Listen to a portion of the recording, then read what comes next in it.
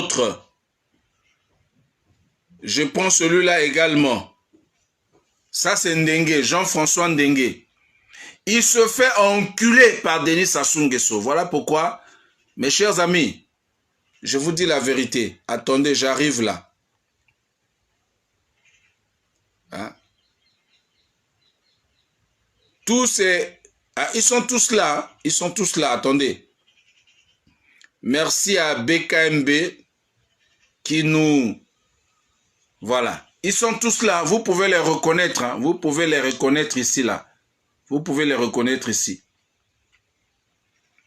Voilà. Nous avons l'armée la plus idiote de l'Afrique. Nous avons l'armée la plus corrompue de l'Afrique. Nous avons l'armée qui ne remplit pas son rôle régalien. Nous avons une armée de Mboshi. Nous avons une armée qui ne regarde que ses propres intérêts. Notre armée n'est pas une armée républicaine. Nous n'avons pas une armée républicaine, mes chers amis. Si on avait une armée républicaine comme au Mali, je pense que Denis Sassou Nguesso sera déjà cueilli comme une mangue pourrie et déposée tranquillement, correctement, comme on a déposé Ibeka. Mais comme nous avons une armée de corrompus, voilà, une armée, voilà, qui...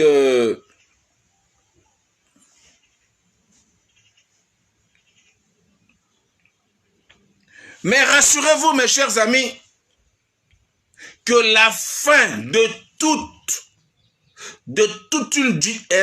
une dictature a été toujours dramatique. La fin de toute une dictature a été toujours tragique. Rassurez-vous, mes chers amis, Sassou Akosuka Mabe.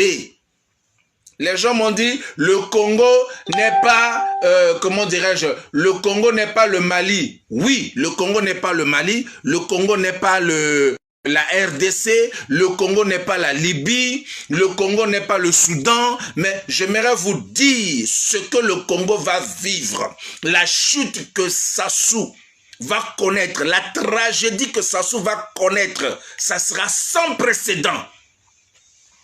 Ça sera sans précédent, mes chers amis. Je le dis en ma qualité d'homme de Dieu. Ça sera sans précédent. Parce que pendant que le peuple est en train de souffrir, pendant ce temps, Sassou se la coule douce avec ses enfants. On a vu la preuve avec Ibeka. Pendant que le peuple malien est en train de souffrir, le fils du président se retrouve en Espagne avec des femmes en train de se la couler douce, tranquillement. Mes chers amis, regardez, hein, quand le peuple souffre, pendant que nous sommes en train de souffrir là, Sassou, il mange tranquillement, ses enfants mangent tranquillement, ils font sauter des bouteilles de champagne tranquillement. On a vu avec le cas du fils de Ibeka. Mais regardez vous-même. Regardez vous-même le fils de Ibeka. Comment il vivait. Regardez comment il vivait. Regardez comment il vivait. Voilà, le fils de Ibeka est là. Vous voyez comment le fils de Ibeka vivait? Tranquillement, hein? Oui, oui. Mais la chute, c'est toujours dramatique. Regardez ici, la chute. Ça, c'est la maison. Là, je vous montre ici la maison de l'enfant de Ibeka. Regardez, le pillage. Les gens sont en train de piller la maison de l'enfant de Ibeka. Hein, son fils là. Vous voyez? Il a construit tout un palais. Donc tout un palais qu'il a eu à construire. Il a eu à construire tout un palais. Comme Kiki, regarde, ta chute sera comme ça. C'est comme ça qu'on va piller ta maison, Kiki.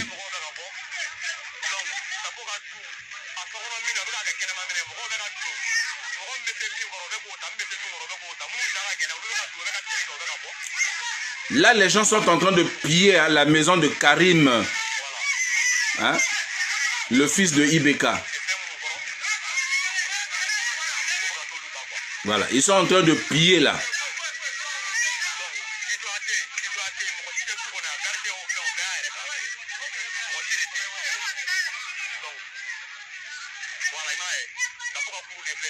Regarde, il vivait comme le président de la République, hein.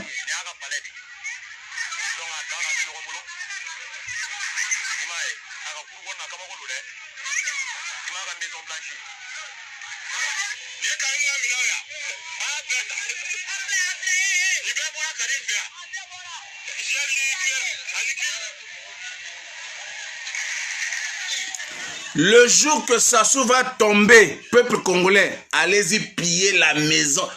Piller la maison de Kiki. Et je vous signale, sa maison qui se trouve, comment dirais-je, sa maison qui se trouve en face du CHU là, lorsque vous rentrez, il y a un sous-sol. Il y a un sous-sol et beaucoup se passe. Attendez, je veux continuer à vous montrer.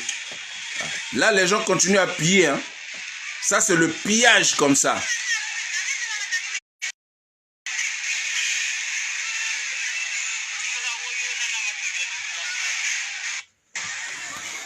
Christelle, mes chers amis, Christelle Sassou Nguesso a construit une maison. Vous voyez, lorsque vous êtes vers la station qu'on appelle la station Total. Ok? La station Total qui est juste au CHU. Quand vous arrivez au CHU là. Quand vous arrivez au CHU, la station Total, tout de suite à votre gauche et tout de suite à votre droite, la villa qui est en face et l'autre qui est aussi... les deux villas qui font face à face appartiennent à Kiki. Et au sous-sol, il a construit aussi là-bas. Au sous-sol, il a construit là-bas. Mes chers amis, le jour que Sassou va tomber, localisez déjà.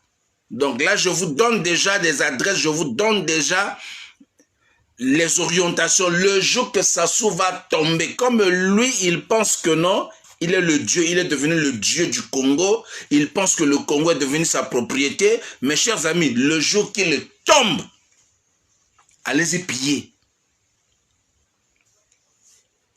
Et c'est avec l'argent des Congolais qui construisent tout ça. Mais vous pensez que l'enfant de Ibeka, là, il a construit ce palais-là avec quel argent? Il a construit ce palais-là avec l'argent des Maliens. Donc, pendant que les Maliens sont en train de souffrir, mes chers amis, regarde, lui il danse, hein? Il danse pour lui tranquillement.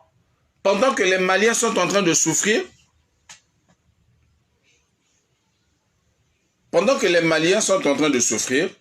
voilà, monsieur danse pour lui tranquillement. Regardez, il est là. Et là, ça se passe en Espagne.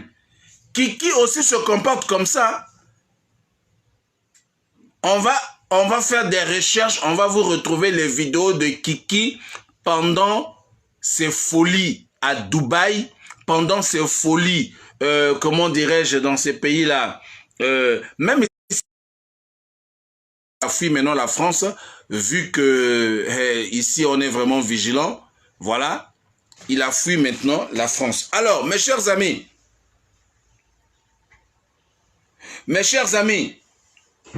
vous voyez, nous avons à la tête de notre nation un régime qui est en train de perdurer parce que nous avons des pasteurs corrompus, parce que nous avons des imams corrompus, parce que nous avons des hommes politiques corrompus. Si on avait des hommes politiques, des imams, des pasteurs qui ne sont pas corrompus, Sassou allait tomber depuis longtemps. Sassou allait tomber depuis longtemps. Mais c'est parce que tout simplement, tout le monde est corrompu.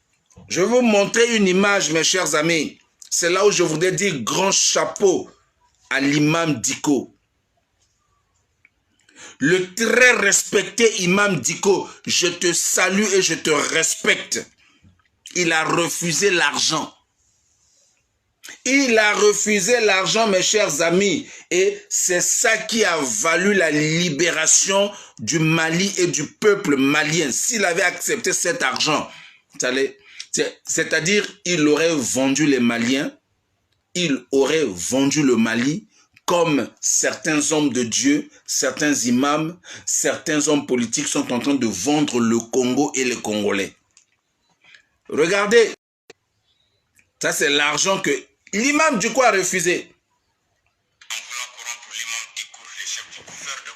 Regardez l'argent. Était sur le point de donner 50 millions au Haut Conseil pour l'organisation du meeting du 10 février 2019. Mais l'imam a dit non à cette offre.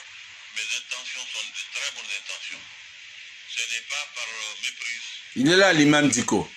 Je dis tout simplement que nous avons dit à tout le monde que ce meeting-là, nous voulons un meeting vraiment d'humilité pour aller vers Dieu et chercher à ce que Dieu préserve notre pays. Le chef du gouvernement m'a annoncé ça, il m'a annoncé ça. J'attendais pour voir. Ils ont amené 50 millions, ils ont annoncé 100 millions. Maintenant, je dis